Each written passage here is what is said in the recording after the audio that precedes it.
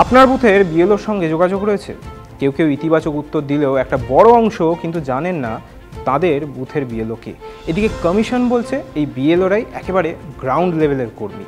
এসআইআরের কাজ শুরু হলেই তারা যাবেন বাড়ি বাড়ি, দেবেন ফর্ম, নেবেন তথ্য। এমনকি আপনার মনে তৈরি হওয়া এসআইআর সংশয় দূর করবেন এই বিএলওরাই। কিন্তু তার সঙ্গে যোগাযোগ করবেনটাই বা কীভাবে? সেই উত্তর দেব আজকে দ্য ব্রিফিং রুমের আরও একটি পর্বে। সঙ্গে আমি অপূর্ব।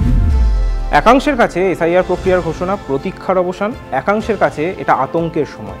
এসআইআর নিয়ে গত ৭২ ঘন্টায় সেই আতঙ্কের নজির নানা পর্বেই ধরা পড়েছে। কেউ এসআইআরের সঙ্গে জুড়ে দিয়েছে উত্তর ২৪ পরগনার প্রৌঢ় বাসিন্দা প্রদীপ করের আত্মহত্যার ঘটনা, কেউ আবার জুড়ে দিয়েছেন সাবেক ছিটমহলবাসীর উদ্বেগের ছবি। বাংলায় এসআইআর প্রক্রিয়া ঘোষণার দিন কয়েকের মাথায় সেটিকে ঘিরে ধরেছে চিন্তা, উদ্বেগ এবং আতঙ্ক। আমার ৩টে মেয়ে, একটা ছেলে, আমি তাই বলছি কয় যে না, যার বিয়ে হয়ে গেছে তার লাগবে না। আমরা তো ওইটাই বলছি, আমরা তো আম মানুষ, আমরা কিছু জানি না। যখন ভোটার লিস্টটা নির্বাচন কমিশন আপলোড করলো অনলাইনে, তখন দেখা গেল আমাদের চা বাগানে এখন 2টো বুথ আছে, 2টো বুথে বিগত পঞ্চায়েত ছিল তাদের নামও নাই, বিএলও যে তার নামও নাই। আমরা এসআইআর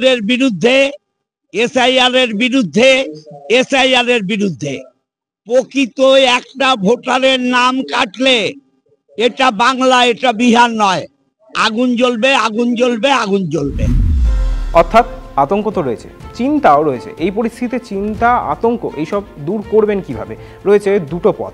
প্রথমটি হলো আপনার বুথের বিএলওর সঙ্গে যোগাযোগ এবং দ্বিতীয়টি হলো কমিশনের হেল্পলাইন।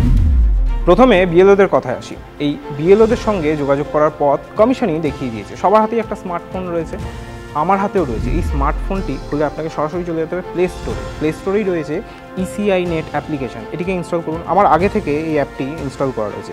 এই অ্যাপটি ওপেন করার পর আপনি পাবেন রেজিস্টারের অপশান, সেখানে নিজের মোবাইল নাম্বার দিয়ে রেজিস্টার করে নিন এবং আপনি যখন রেজিস্টার করবেন আপনি দেখতে পাবেন আপনার সামনে একাধিক অপশানস রয়েছে। তার মধ্যেই অন্যতম একটি অপশান, যেটিকে বিএলওদের সঙ্গে যোগাযোগ করার জন্য এই একটি মাত্র অপশান হলো বুক আ কল উইথ বিএলও। অপশানটিতে আপনি ক্লিক করলেই আপনাকে প্রথমে দিতে হবে আপনার ভোটার কার্ডে দেওয়া এপিক নম্বর এবং সেই এপিক নম্বরটি দেওয়ার পর আপনি দেখতে পাবেন আপনার বুথের সংশ্লিষ্ট বিএলওর নামটি সেখানে ফুটে উঠেছে। এই বিএলওর নামের নিচেই আবার রয়েছে তাকে যোগাযোগ করার অপশানটি, অর্থাৎ সে আপনাকে নিজে থেকে কল করবে। আপনার নাম্বার সেখানে দেবেন, একটি ওটিপি আপনাকে দিতে হবে এবং তারপরই যোগাযোগ করে নেবে আপনার বুথের বিএলও এবং দূর করবে আপনার সমস্ত এসআইআর সংক্রান্ত সংশয়।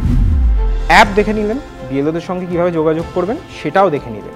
এবারও যদি আপনার মনে কোনো দ্বিধা থাকে আপনি কিন্তু সরাসরি যোগাযোগ করে নিতে পারেন কমিশনের প্রতিনিধির সঙ্গে। সম্প্রতি এসআইআর নিয়ে মানুষের মনে তৈরি হওয়া সংশয় দূর করতে একটি হেল্পলাইন নাম্বার চালু করেছে কমিশন। নিচে সেই নাম্বারটি আমি দিয়ে দিলাম। দেশের যে কোনো রাজ্য বা কেন্দ্রশাসিত অঞ্চল থেকে এই নম্বরে ফোন করা যেতে পারে।